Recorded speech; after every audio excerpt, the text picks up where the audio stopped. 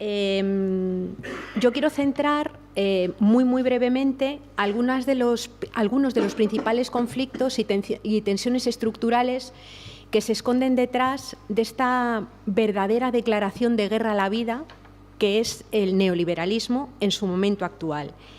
Y digo declaración de guerra a la vida en el plano estrictamente físico, en el plano del análisis material. Y quiero plantear algunos de estos elementos estructurales, ya os digo, de una forma muy sintética y muy breve, pero para que se tengan en cuenta, porque con frecuencia solemos escuchar bastante en los entornos de activismo, de gente de izquierdas, que vale ya de los diagnósticos y que tenemos que pasar un poco a la movilización y a las soluciones, ¿no? Yo creo que efectivamente hay que pasar a la movilización y a las soluciones, pero creo que todavía hay un terreno importante de debate en el terreno de los diagnósticos, porque desde mi punto de vista no siempre están completamente ajustados, ¿no? Cuando digo que el neoliberalismo le declara la guerra a la vida, el neoliberalismo, en realidad el capitalismo, le declara la guerra a la vida, es básicamente porque se construye de espaldas a las bases materiales que la sostienen. Y quiero centrarme, en primer lugar, en una crisis que no es una crisis añadida al resto de la crisis, sino que es, digamos, la infraestructura básica de la crisis que tenemos, que es la crisis ecológica. Pablo después hablará de energía, pero yo quiero señalar que nos encontramos en este momento con los límites físicos del planeta completamente superados. En el caso del territorio del Estado español, el verdadero déficit que tenemos es el déficit territorial y el déficit físico.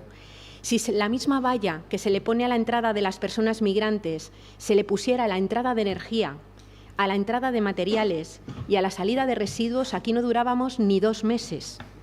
Ni 2 meses. Por tanto, hay un problema real de hacer reproducir la economía física, la que sirve para generar bienes y servicios que satisfacen las necesidades de las personas. Ese es el problema que tenemos más crucial. Una figura de la socialdemocracia, como era Piketty, cuando vino por aquí y estuvo hablando del tema de las desigualdades, formulaba en una intervención una frase que quedó bastante desapercibida en muchos de los análisis y de las crónicas que se hicieron después. Decía: los estados se tienen que acostumbrar a vivir, los estados ricos se tienen que acostumbrar a vivir con tasas del crecimiento que oscilan entre el 1 y el 1,5%. Y añadía, y eso siempre que se descubran nuevas fuentes energéticas que puedan sostener ese crecimiento del 1%. La segunda frase entra en el terreno de los deseos, entra en el terreno de los sueños, porque no hay nuevas fuentes energéticas, hay las que hay. Y, por tanto, la posibilidad de generar crecimiento económico bajo las mismas lógicas que lo ha generado el capitalismo durante las últimas décadas es físicamente inviable. Por eso la socialdemocracia tiene un problema estructural grave, y es que la socialdemocracia se construye durante los 30 gloriosos bajo la premisa de repartir los excedentes del crecimiento económico. ¿Qué pasa cuando no hay crecimiento económico? Que ya lo que hay que repartir es la propia producción primaria, y eso significa meterle mano directamente a la propiedad. Por eso nos encontramos en un modelo de auténtica guerra contra la vida, ¿no? Pero, en segundo lugar, no solamente tenemos una profundísima crisis ecológica, sino que tenemos también una crisis intensa y profunda que tiene que ver con la reproducción social de la vida. No es casual que se incremente la violencia machista y los asesinatos de mujeres. No es casual que estemos asistiendo a un aumento de los discursos desde personas de la patronal, pero desde muchos otros ámbitos, que cuestionan el papel de las mujeres en el espacio del trabajo o en el espacio público. Es que tenemos una profunda crisis de reproducción social. La socialdemocracia y, en general, en las sociedades patriarcales, una necesidad básica, como es el cuidado de la vida vulnerable, ha estado históricamente relegada al ámbito de los hogares y ha sido sostenida históricamente, prácticamente en todas las épocas y en todos los lugares, por el trabajo no libre y gratuito que fundamentalmente mujeres realizan en el espacio doméstico. Es decir, la vida humana, individual, no es una certeza, es una posibilidad. Y lo que hace esa vida posible, una vida real, es que haya un intercambio con la naturaleza que nos proporcione lo que necesitamos para satisfacer necesidades y un tipo de sociedad en el que estén garantizados los cuidados a los cuerpos vulnerables, sobre todo en los momentos en los que la vida humana es más vulnerable, como es la primera infancia, como es el momento de la vejez, como es toda la vida en el caso de las personas con diversidad funcional o como es los momentos de enfermedad en cualquiera de nosotros y nosotras. Eso es una cantidad ingente de horas de trabajo. Cantidad ingente de horas de trabajo que el capital utiliza y explota desde su propio inicio, porque para poder producir en términos capitalistas hace falta una materia prima esencial, que es la mano de obra. Y la producción de la mano de obra, bajo la lógica del capital, no se podría pagar jamás. Para que una persona de 25, 26 o 27 años salga, cuando se salía con cierta facilidad al mercado de trabajo, hace falta haber invertido una cantidad de horas de esfuerzo y de trabajo brutales para producir esa persona, y esa persona hoy llega al espacio del empleo remunerado y cobra 700, 800 euros. ¿Paga eso lo que cuesta fabricar generacionalmente la mano de obra? De ninguna de las maneras. Por eso el sistema capitalista necesariamente se convierte en un sistema capitalista heteropatriarcal, porque necesita de la explotación del trabajo mayoritariamente de las mujeres para poder sostenerse, ¿no? Cuando hemos entrado, ahora ya hablo de la crisis económica, la última crisis económica que viene cuando explota toda la burbuja inmobiliaria, y cuando vemos todas estas políticas de recorte que a mí me revienta que se llamen políticas de austeridad, porque austeridad es una hermosísima virtud aristotélica que consiste en utilizar con prudencia y de una forma razonable los recursos que son finitos, escasos y que sostienen la vida de todos, ¿no? Pero cuando se hacen estas políticas de saqueo y expolio, y se recorta en becas de comedor, o se recorta en escuelas infantiles, o se recorta en la raquítica ley de dependencia que teníamos, o de alguna manera se fuerza a que las personas sean expulsadas de sus casas, ¿dónde se atiende todo eso? ¿Dónde se ajustan todas esas tensiones del sistema?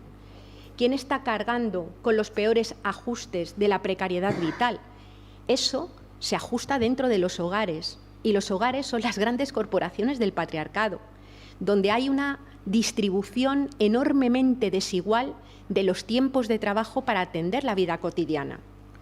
Y eso lo vemos reflejado en cualquiera de las encuestas de uso de tiempo que tenemos, ¿no? ¿Por qué planteo estas crisis estructurales? Porque nos están estallando en la cara. Es decir, bajo la misma lógica que el capital generó empleo durante los 30 gloriosos, no va a ser posible generarlo. Las políticas económicas de corte neo-keynesiano, más allá de lo que habla de cierta redistribución, pero en el marco productivo, no van a funcionar, porque no hay recursos minerales ni materiales para poder sostenerlas. Luego tenemos que pensar en otra forma radicalmente diferente de gestionar la profunda crisis de energía y materiales y todo lo que viene derivado del cambio climático, cuya incidencia en el Estado español es tremenda, tremenda, en el plano del agua, en el plano de la capacidad de los suelos para seguir produciendo alimentos. Es decir, todo esto lo tenemos que gestionar si queremos dar cobertura a las necesidades de las mayorías sociales. Porque cuando desde entornos bien intencionados se hacen propuestas que apuestan por hacer crecer la economía con las lógicas anteriores, en el fondo, y voy a ser un poco provocadora, estamos apostando por políticas de corte ecofascista, porque sin redistribución radical de la riqueza no va a ser posible satisfacer las necesidades de las mayorías sociales. La mal llamada crisis de refugiados, porque desde luego refugiados no están, la mal llamada crisis de los refugiados tiene también muchos de estos elementos de corte fascista. Las personas no pueden entrar dentro de la Unión Europea y hay un discurso explícitamente fascista que dice aquí no caben. Pero hay un discurso inconscientemente fascista que es el que dice seamos solidarios y acojamos a las personas refugiadas, pero no se cuestiona cambiar un metabolismo económico que depende del saqueo de los recursos de los territorios de los que han sido expulsadas esas personas refugiadas. Ambas cosas no son compatibles. Si somos personas de izquierdas, si somos personas comunistas, la gestión de lo común tiene que estar puesta en el centro y la resignificación de esa política de lo común es central. Aquello que es común, que es necesario para sostener la vida y que es limitado, no puede tener un uso irrestricto, no lo puede tener, porque la cuestión de la propiedad, de los derechos y de la libertad no es una cuestión individual de cada persona, es una cuestión relacional. Lo que unos tienen de más cuando algo es finito, otros lo tienen de menos. Y por tanto, desde mi punto de vista, el disputar esa hegemonía cultural en ese terreno es central, y lo triste es que la tenemos que disputar también dentro de nuestros propios movimientos, porque yo creo que incluso parte de la izquierda transformadora, y me voy a atrever a decir también parte de Izquierda Unida, que es lo que yo he votado toda la vida, ¿no? Teniendo muy claro el discurso hegemónico de la redistribución de la riqueza, ha tenido un discurso en la organización de los modelos productivos que era el mismo que el de la socialdemocracia o los mismos modos de producción del capitalismo.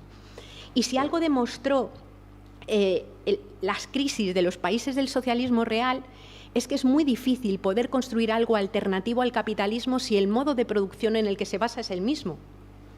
Necesitamos otra lógica radicalmente distinta a la hora de plantear estos temas, ¿no?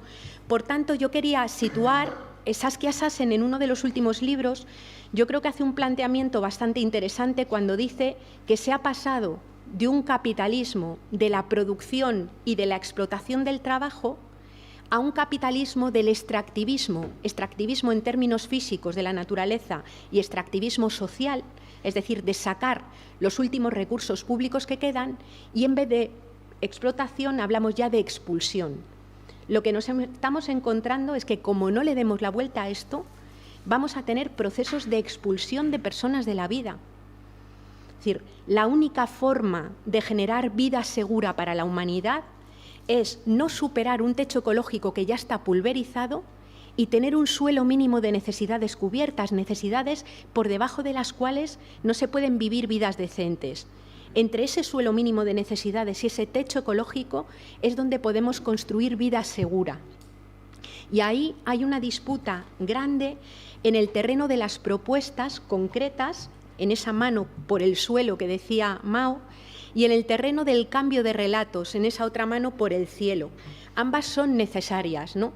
Tenemos que disputar en el terreno de lo concreto, en el terreno de las propuestas concretas de transiciones socioecológicas. Yo recomendaría, es un poco así un poco pretenciosillo, pero acabamos de sacar un libro que se llama La Gran Encrucijada, que está colgado en Internet, que lo tenéis ahí, y se hacen propuestas en muchos ámbitos y a diferentes escalas, y no me voy a centrar ahora en ellas, pero en el terreno del relato tenemos una discusión impresionante, ¿no? El comunismo o la izquierda comunista tiene un relato ahora mismo social que mucha gente considera como viejuno, como antiguo, como trasnochado, y hay que resignificarlo porque es más necesario que nunca. La ética de lo común es absolutamente necesaria. Es el relato que puede prender, que puede enganchar a un montón de gente si somos capaces de contarlo de una manera que sea entendido y que genere ilusión. Porque además yo creo que participando en las iniciativas de corte autoorganizado, que junto con la movilización son esenciales, porque ahí experimentamos el éxito y experimentamos la forma de que es posible hacer cosas de otra manera. Y el terreno de la movilización podemos construir un relato que realmente engancha a las personas, ¿no? Disputar conceptos como el bienestar, disputar conceptos como el del progreso, que no puede ser que nos creamos que el progreso es que podemos vivir emancipados de la naturaleza, emancipados de nuestro propio cuerpo y emancipados del resto de las personas, ¿no? Disputar el concepto de seguridad es central. O sea, hace unas semanas salía en televisión, que yo me quedé pasmada, una de las personas voluntarias que en el Mediterráneo sacan a las personas que están en el mar cuando naufragan, y tenía en brazos a un bebé muerto, súper pequeñito, ¿no? Y lo grave no era que tuviera un bebé muerto súper pequeño, lo que a mí me impactó, que ya es impactante, sino que al bebé las cámaras de televisión le habían pixelado la cara. Es decir, se había aplicado la política de protección a la infancia y a su intimidad y habían pixelado la cara del bebé. Dices, ¿qué mierda de seguridad es esta? ¿Qué mierda de sociedad es la que protege a un bebé muerto pixelándole la cara cuando ha sido incapaz de protegerle la vida? Todo eso lo tenemos que debatir, lo tenemos que combatir en la calle, lo tenemos que hacer llegar a la gente que está más cercano a nosotros, arrancarle a esa socialdemocracia donde hay gente bien intencionada que quiere cambiar las cosas, arrancarles gente para nuestra lucha, pero también en la vida cotidiana, donde hay muchas personas que día a día se dejan la vida para proteger y para cuidar a quienes tienen más cerca en la casa. Esa gente de fondo y de dentro ha mamado lo que es la protección de la vida de la gente que quiere. Y el comunismo, un discurso y un relato comunista tiene que enganchar con esa gente, ¿no? Bueno, yo lo dejo aquí, luego si queréis comentamos cualquier cosa. Gracias.